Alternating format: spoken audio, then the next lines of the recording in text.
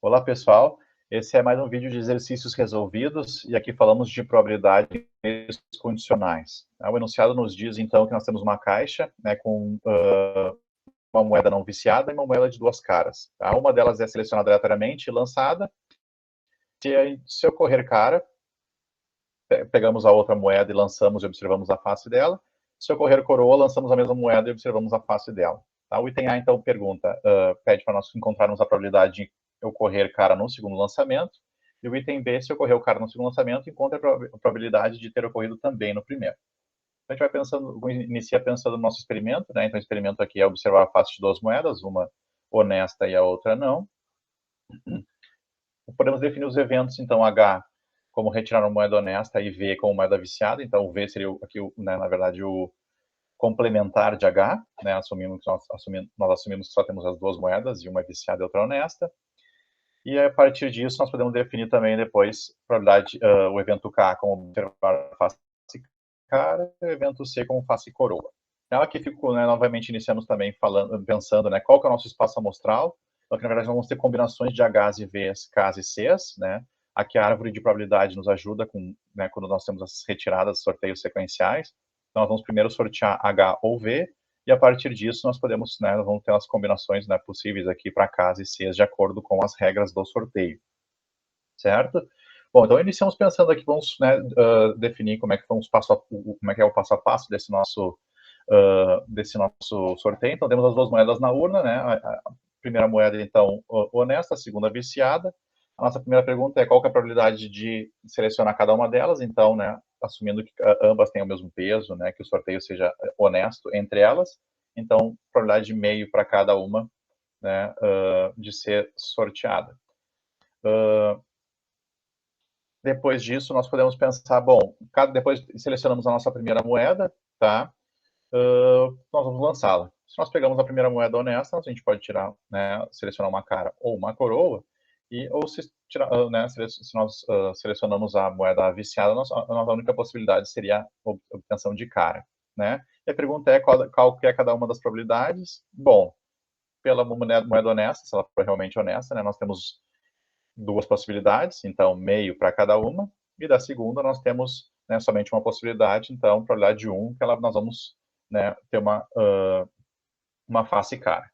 Bom, agora, pela regra do problema, então se a gente tirou uma cara, a gente muda de moeda, se a gente tirou uma coroa, a gente mantém a mesma moeda. Tá? Então, aqui o primeiro problema, nós agora temos uma moeda, selecionamos uma moeda que é a viciada, né? No segunda possibilidade, nós tínhamos uma coroa, então mantemos a mesma cara, a mesma moeda, cara e coroa, né, de duas faces, e agora, na última possibilidade, nós tínhamos tirado uma cara e vinda da moeda viciada, então agora nós mudamos de moeda e ficamos com a honesta.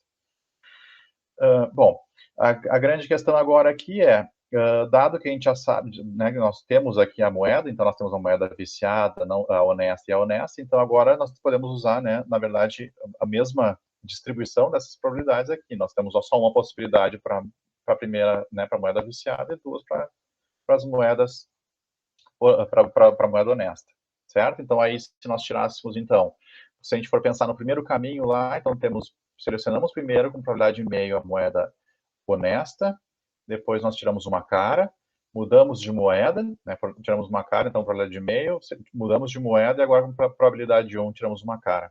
Então esse seria um primeiro caminho, né, a primeira possibilidade, aqui, o primeiro elemento do nosso espaço amostral que, né, que pertence ao conjunto que nos interessa, então, para responder o item A, né? Então, pelo item A, nós temos lá qual que é a probabilidade de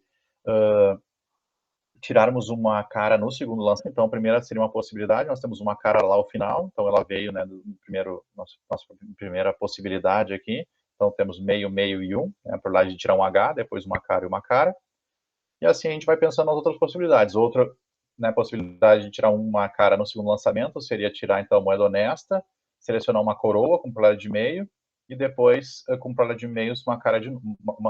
Então, meio, meio, meio. Então, 1/8 de probabilidade para a segunda, né, tirar um H, C e depois um K. E aqui, por fim, nós temos, né, a probabilidade, então, a última possibilidade de tirarmos uma cara no segundo lançamento, que seria, né, sortear a primeira moeda viciada, depois passarmos, né, mudamos a moeda e sortearmos né, da moeda honesta uma cara, certo? Então temos as únicas 3 possibilidades, aqui não temos mais nenhuma possibilidade que nos dê cara no segundo lançamento, né? Então, para facilitar a nossa vida aqui, a gente pode pensar no evento KI, né, que seria face cara no lançamento I, e CI no face cara no lançamento I. Para responder o exercício A, né, por exemplo, o evento K2 nos ajuda, né, no sentido, né, para facilitar aqui a anotação, então seria face cara no segundo lançamento. Então, face cara no segundo lançamento, eu quero saber qual é a probabilidade de K2, vai ser exatamente a união, né, de cada uma dos galhos que nos dão, a probabilidade da união de cada um dos galhos que nos dão cara no segundo lançamento, certo? Então, aqui nós temos lá o nosso, né, conjunto K2, ele é, então, é composto pelos 3 elementos que nós já vimos, né, já calculamos a probabilidade de cada um deles, então temos a probabilidade da união, né, é a probabilidade a soma das probabilidades. Então, aqui, na verdade, pessoal, tem um errinho aqui, tá? Essa vírgula aqui, ela deve ser exatamente uma união, tá? Então, ela deveria ser algo aqui também, e esse aqui, uma união, tá? Então, nós temos aí a probabilidade, né, a soma de cada um dos elementos que nós já calculamos anteriormente, vai ser exatamente a nossa resposta A, tá? A probabilidade de K2. Bom, para o item B, agora nós temos uma probabilidade condicional.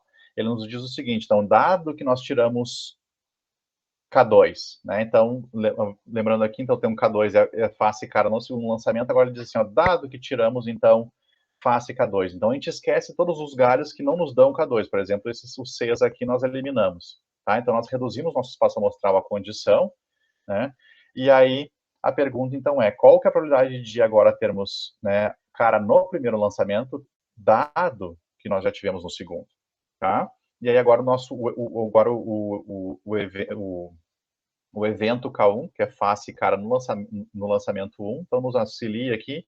Então, ou seja, de todas as 3 possibilidades de cara no segundo lançamento, se a gente voltar lá para o primeiro, a gente tem 2 delas que tiveram cara no primeiro lançamento também, que seriam, né, exatamente aqui aquela cara lá, né, da primeira e depois, né, essa cara aqui da segunda moeda, certo?